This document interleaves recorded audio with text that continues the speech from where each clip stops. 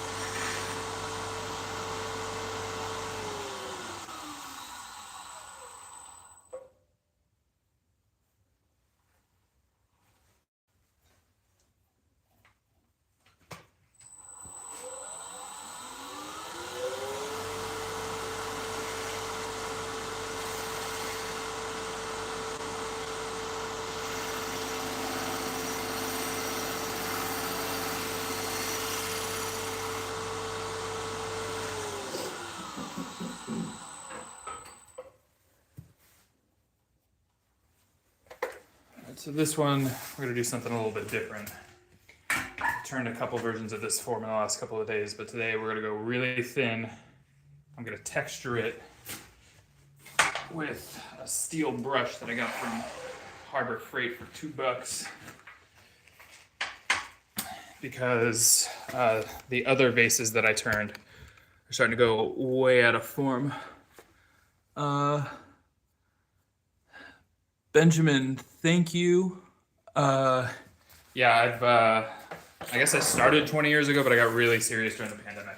Hold on, I'm gonna grab the vase from this morning.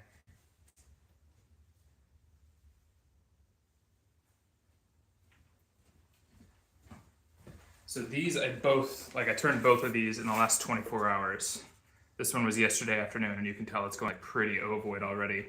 And I don't know if you can see this, but the grain is starting to collapse a little bit. And this one's really, really thin. I mean, this one's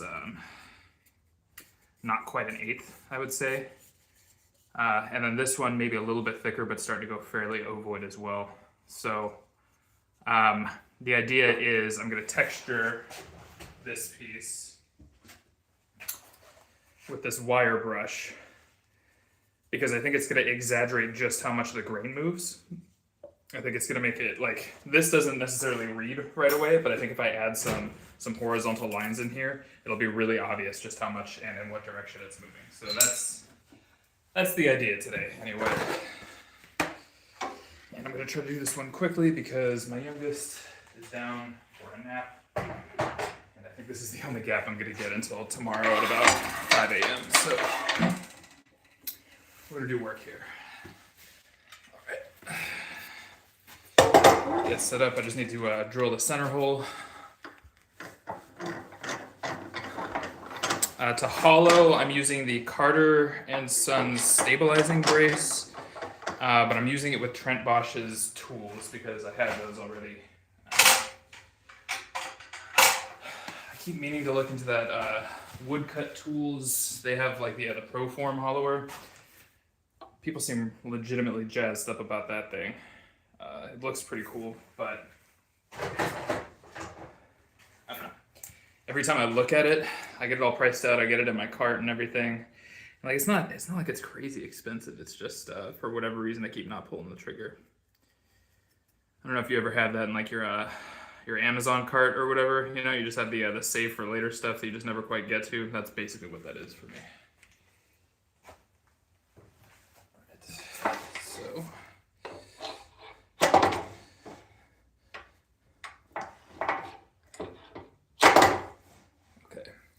Yes, that's a ridiculous drill bit, but I've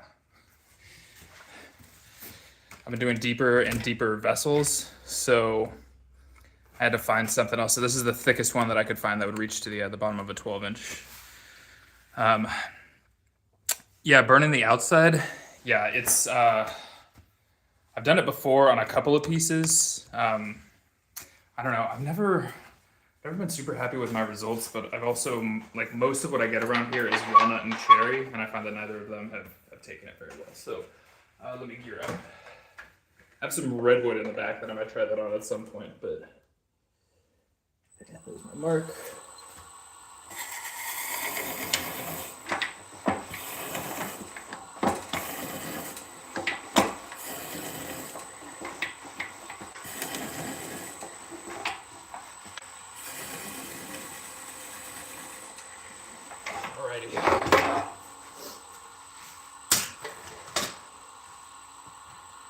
Go. Bring the whole thing forward again a little bit. That should just about do it.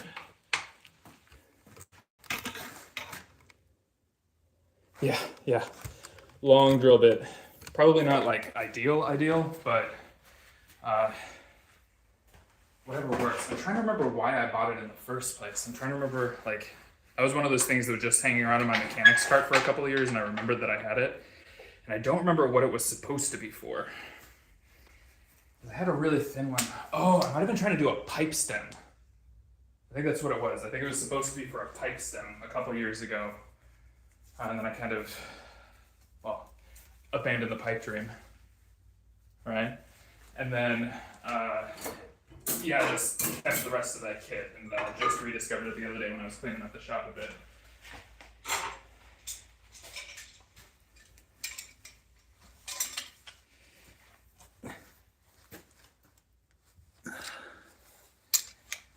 Yeah, Laguna 1836. It's the 110. I did get my shop rewired for an extra couple of 220s, but I think I'm probably just going to wait until I upgrade to the American Beauty before I make any more mods to my turning setup. So the next purchase is SawStop Industrial Cabinet Saw, and then after that is the American Beauty. And what I'm hoping is that that will be sometime around Thanksgiving next year, but we'll see. We shall see. Once you get it all kitted out, it's like 20K worth of tools, and this is I'm making hobby money, not full-time money, so we'll see how it goes. All right, time for some quick hollowing. And what I like to do here is push the tool rest up just a little bit so that no matter what, when I'm over that tool rest, I have a negative rake.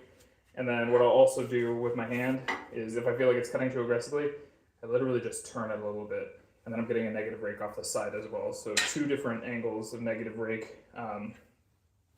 Once you get in far enough, this bar stock starts to vibrate a little bit. Just because it's like the thinnest tools that Trent Bosch sells. I think if I upgraded, I'd probably get rid of that. You'll hear it when it happens.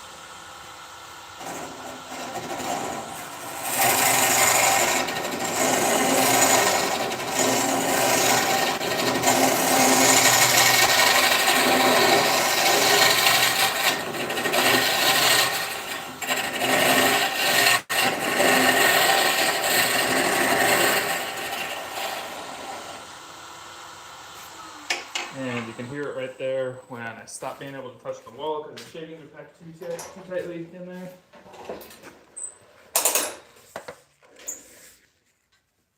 Oh yeah, the one-ways are gorgeous, man. I love the one-ways.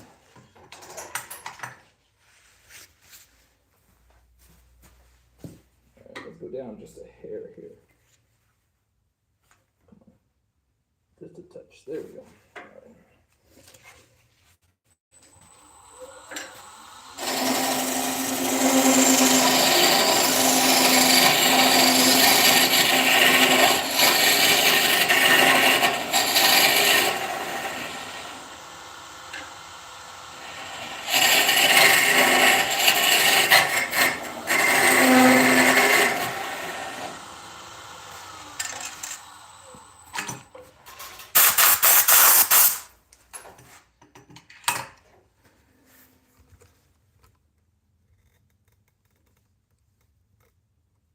Oh, hey Joe, welcome. Yeah, it's pretty addictive. RIP your YouTube algorithm.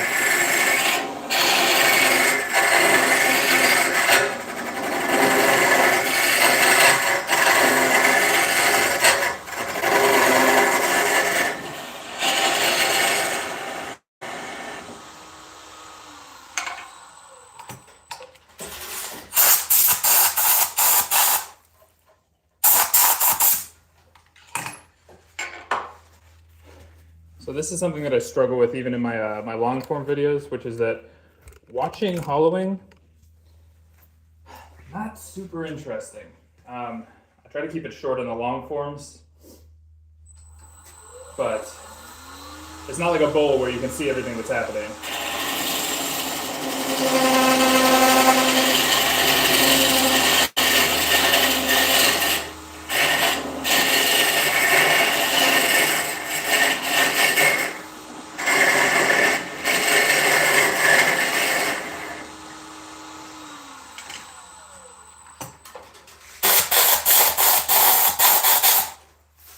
It's kind of like, sorry about the compressor.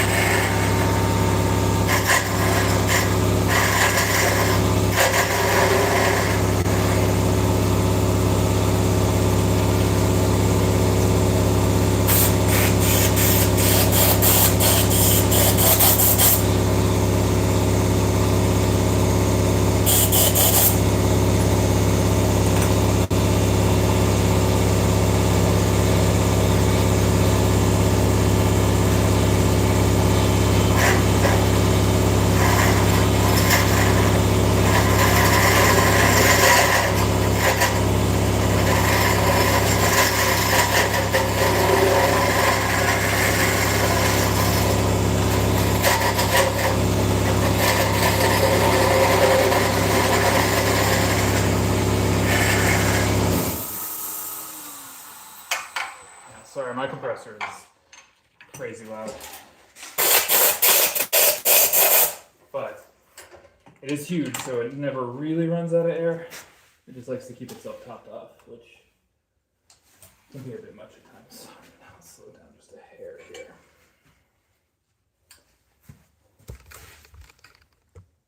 Change the angle because YouTube. Oh yeah, you know, I do have a Rode lavalier mic, but I've had trouble getting it to run through YouTube consistently. So I'll probably run a test this weekend and see if I can get it in there. But it also for sure doesn't work underneath my respirator, which is the big issue. I usually wear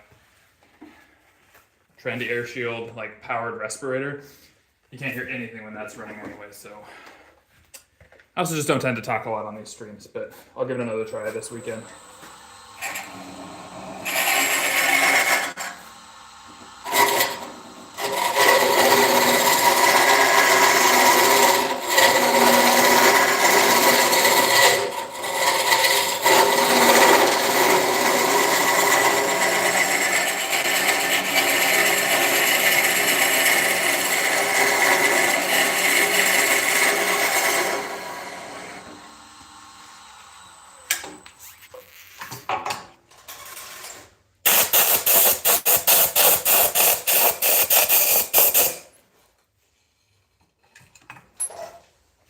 think we're doing all right here.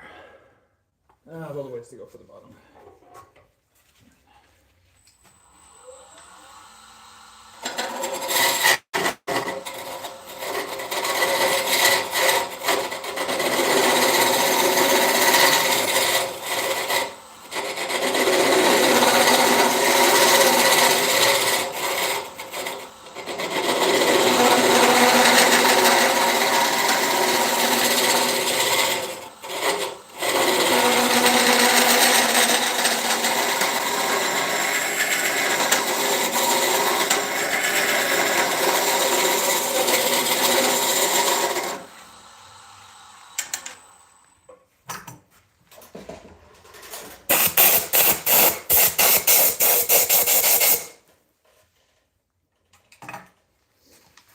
Have we done it? Yeah, I think we can call it that. Okay, cool. And now, see what we're dealing with on the inside.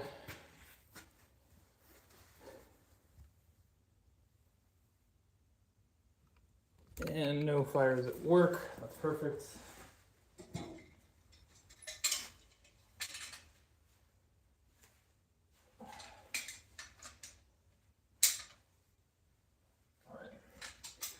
So switch out, do a little bit with the curve following tools, and then scrape it a bit, and then I'm gonna flip it around. I'm gonna mount it using my my tiny little drive center. Try to get this base nice and small, and then I think I actually want to sand. I think I want to sand this rim portion pretty smooth, just for a little bit of contrast, and then I want to wire brush everything else on it.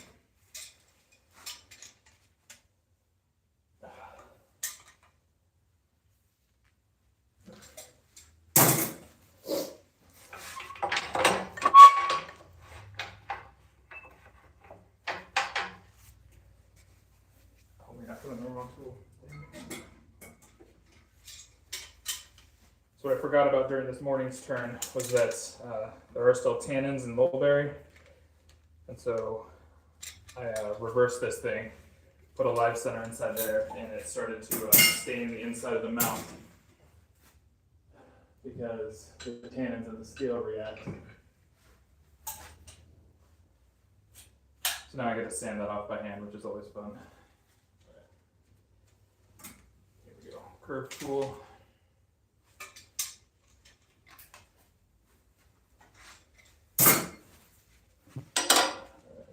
There. Let's give myself a bit more space. Alright, let me turn the speed way down. Narrow vessel like this. I'm going to start it around 300.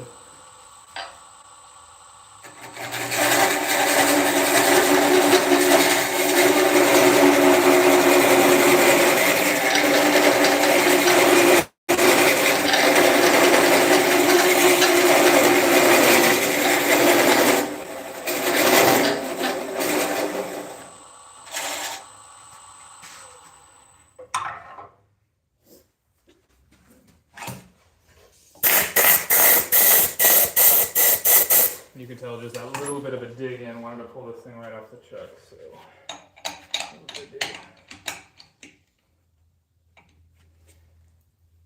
give that another crank. Yeah,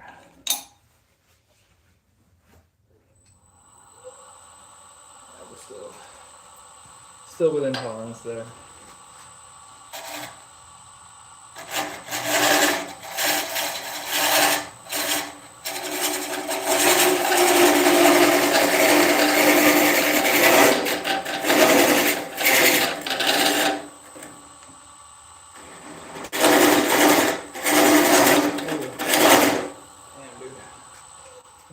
To grab.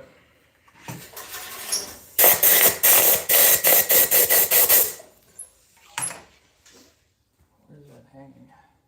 Oh yeah, I feel it. Oh, that's on me. I left a pretty big shelf right there.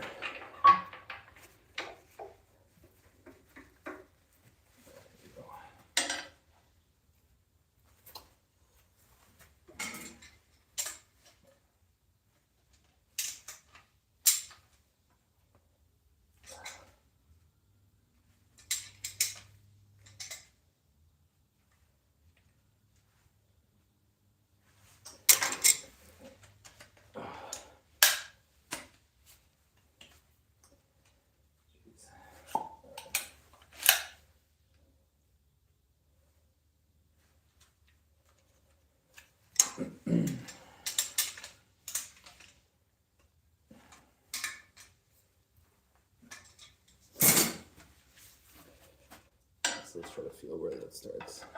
Oh yeah, right there, okay.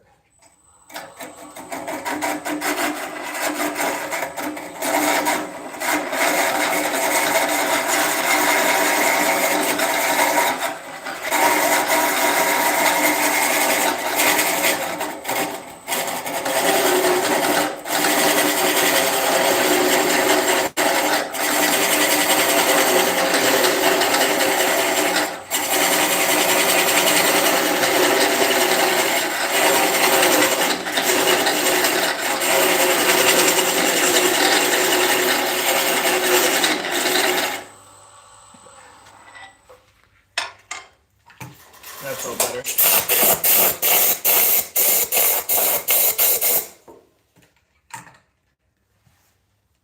Still a bit of a shelf there.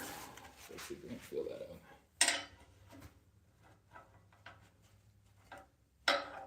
Yep, right there.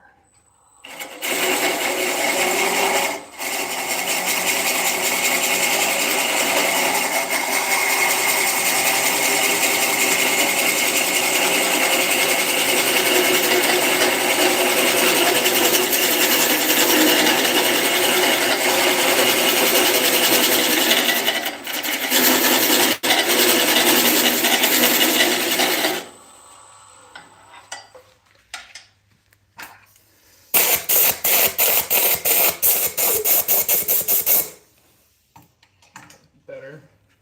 That's almost scraping range. Actually, it might be a couple little ridges in there.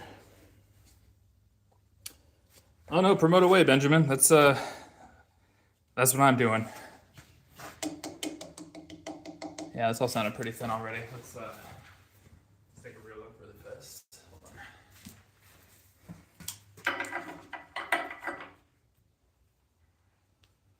Okay, a little bit to go down at the bottom, but you can tell this just needs a little bit of a scrape. This needs a little bit of a scrape, and then yeah, a little bit tighter down at the bottom.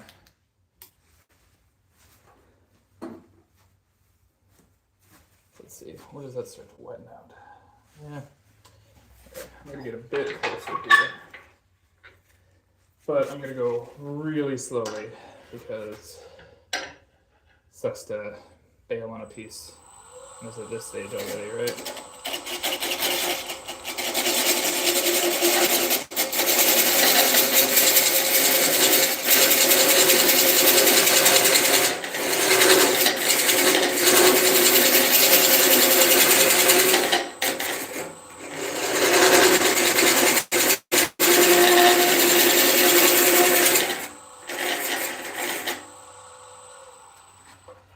Boy, everything I'm doing down there sounds really thin.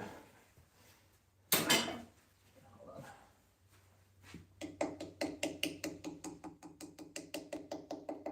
Yeah, that's pretty thin. I think we're gonna stop there. I'll scrape a little bit. Go ahead and call it a day after that. Let's check one last time.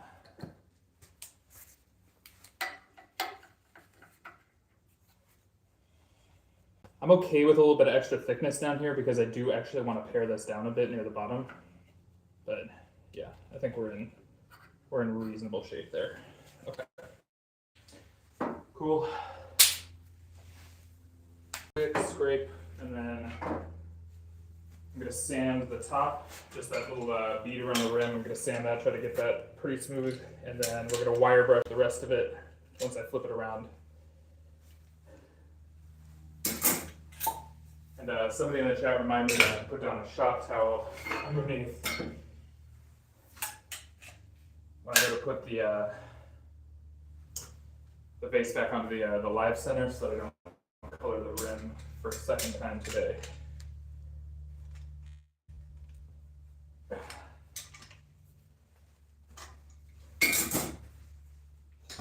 So here we are. Trent Bosch teardrop scraper. What I like to do is have this facing left. I overcorrect a little bit because when I screw it down, it inevitably passes back to that side a little bit. we're just gonna take it nice and easy on the inside here. Very, very light. So what I'm gonna do when I get inside is I'm gonna turn my right hand in a little bit so that I get a nice negative rake there. So it acts like a negative rake scraper even though it's flat. So we're gonna go nice and easy here.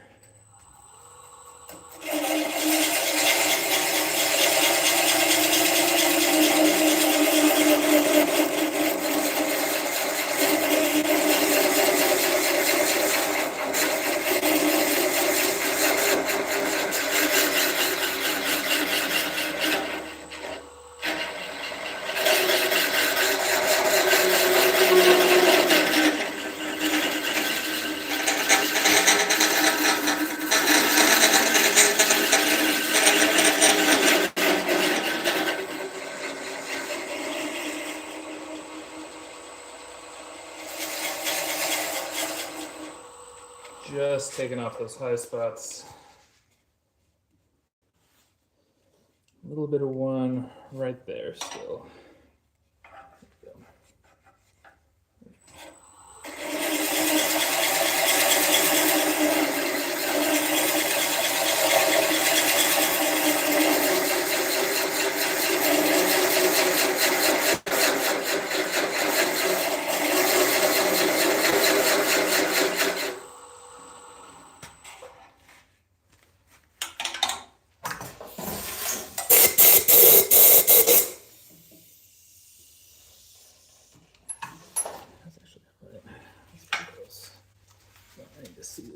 There it is, okay.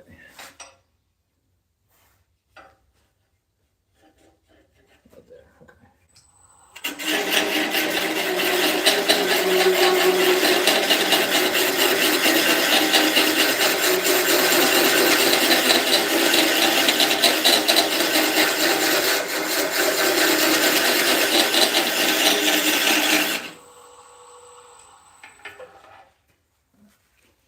Cool.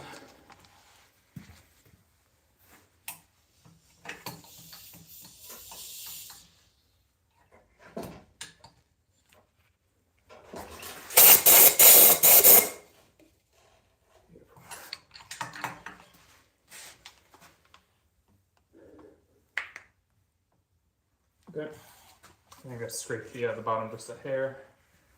Call it a day on this guy.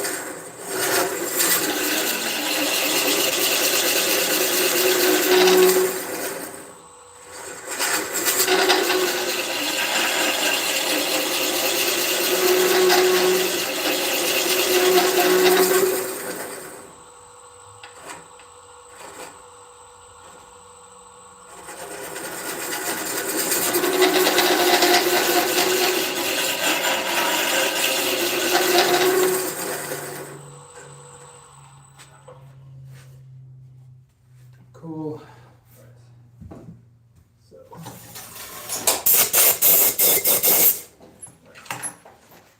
Really quickly, I'm going to try to sand this rim just a touch. I don't care that the rest of this is kind of fuzzy. Grain's starting to collapse already. That's great. 100% fine by me. Oh yeah, it's banana thin. It's I don't know if you can hear this, but yeah, pretty thin. Let's see. Yeah.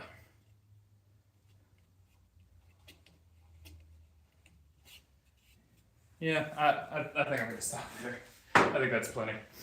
So yeah, the whole idea is that once I get this sanded back, flip this around or put it on a live center and a tiny drive center, smooth out the bottom or just part off the bottom, and then I'm gonna use the brush to get a texture on here so that when it starts to deform, it makes it really obvious. Gotta bring up dust collection. So here we go.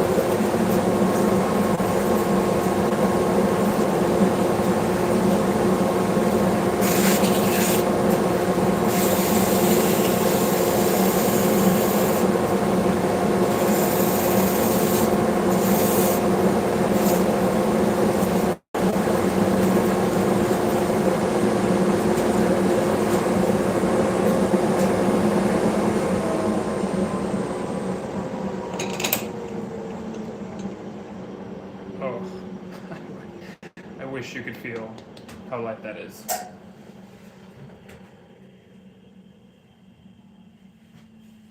That's crazy. For wet wood. Alright, I gotta see. Alright.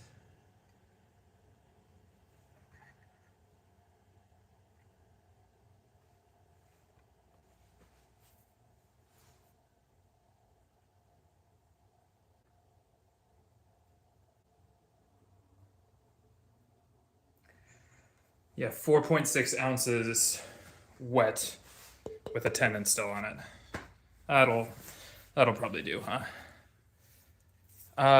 Yeah, Nova G3. Benjamin, my name's Brad. Nice to meet you, man.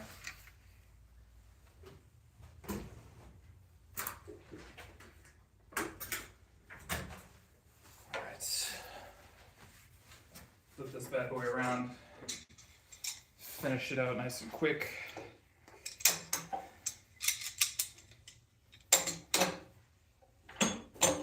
So I appreciate y'all being here. I'm taking a break starting in early December because my wife and I are having our third baby. So I'm just gonna be underwater for a couple months. I won't be sleeping enough to be in here safely for a little while. So I got all this wet wood. I'm just trying to make hay while the sun shines. You know what I mean? Alrighty, there we go.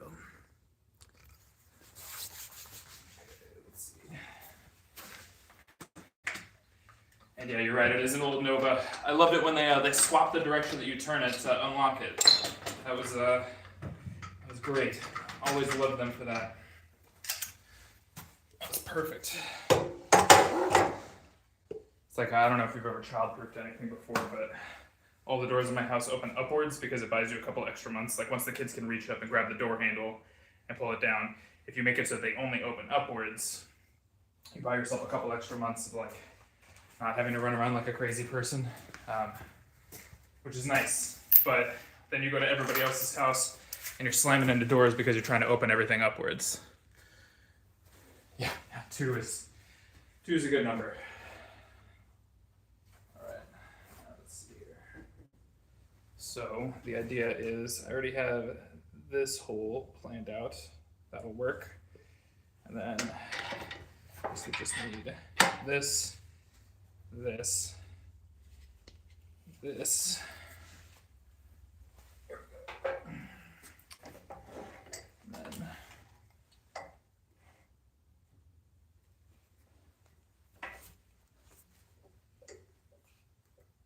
nice. Okay, cool. I'm just gonna take like a shade off the bottom here, just to try to drag this curve in a hair. I think I left enough to do it. And then yeah, we'll have some fun with that, that texturing brush. We'll see how that goes. So make sure that it's lit for the camera. Nice. I do have a cone drive center. It's just somewhere lost in that shot right now. We'll see it again someday, I'm sure, if I'm lucky. All right, last cuts here.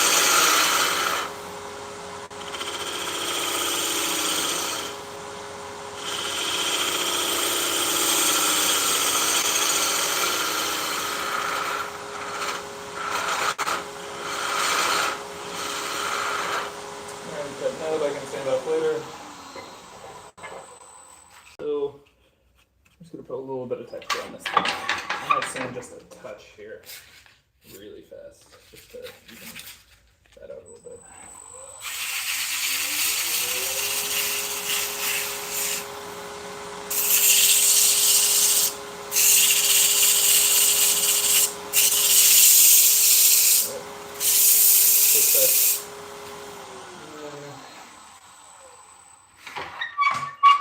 We're gonna see how this texture goes.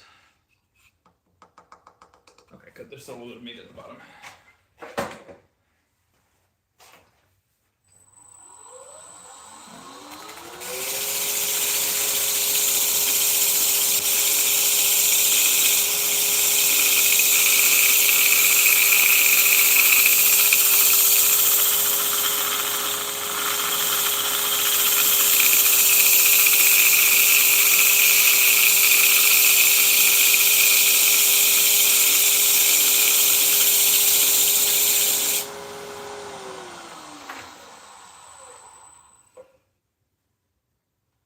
Nice.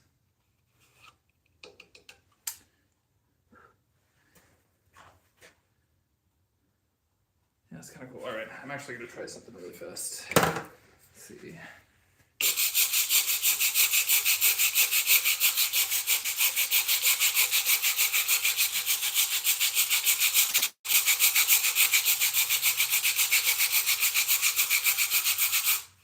And we'll go back for one more cut.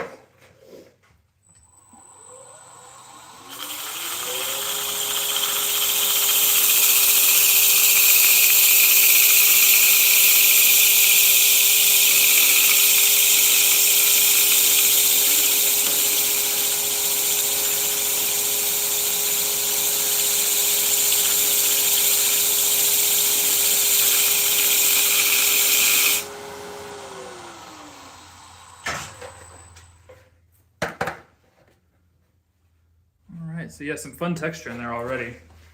What I'm hoping is that will be highlighted by the grain folding as it dries. So let's see if I can get this. I can get like a macro focus on here for y'all. Yeah, there we go.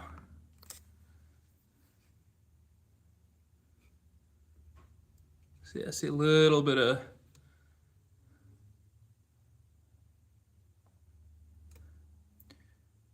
Yeah, hey Benjamin, do me a favor. Shoot me a DM over on Instagram with the link to your Discord. And Joe, I get mine locally. I started working with local arborists, and I just I did a presentation a couple weeks ago to the city that I live in Fremont, California. Basically, they're paying like $120 a ton to dump the trees, and I was paying like $40 or $50 for a big bulb link, and so I just thought, like, what are we doing here? So I do have a chainsaw, I do have a truck. That's a big like capital investment up front, I know, but I think it's worth it. Benjamin, did you just give me a gift? Oh my goodness, thanks, man. I appreciate it. Yeah, shoot me a DM over on Instagram. Q Branch Woodworks over there as well, and I'll definitely join your Discord. I have one too, although I'm bad about posting there. Boy, this just does not want to focus anymore, does it? Well, here we go. Let me see if I can get a better angle. Yeah, so there we go. So that was the idea, is to like really distress this grain in the hopes that when it starts to buckle a little bit, like, where's my other piece here? Like this piece, turned this one yesterday, so it started to turn a little bit ovoid. So the hope is that when this buckles, it will give it a more compelling texture. And if I don't like it, I can always sandblast it away. Pretty easy. Yeah, Joe, if you're gonna get your wood from eBay, what I recommend doing is following Exotic Wood Zone. And on Sundays, they do auctions for pieces with like, they'll have like a check or like a small bark inclusion or something like that. If you're making flatwork boxes out of it, it'll bug you. If you're a turner, you're generally turning 80 to 90% of the material away anyway, so it can kind of work out. But yeah, I gotta go before my youngest wakes up from his nap. You can see him on the baby monitor back there. So this has been a ton of fun, everybody. I really appreciate you being here. That is a cute little vase that, I don't know, once it dries, I'm hoping I can get like $40 at a craft fair in a little bit less than an hour. So yeah, it's been a pleasure as always. I'll see y'all on the next one. Oh, don't forget to subscribe. I have a nice video coming out it's coming out on the 20th of September. It'll be a really nice walnut hollow form, talk a little bit about the craft, and I'll see you over there. Hey, thanks, Benjamin. Thanks, Joe. I'll see you guys later.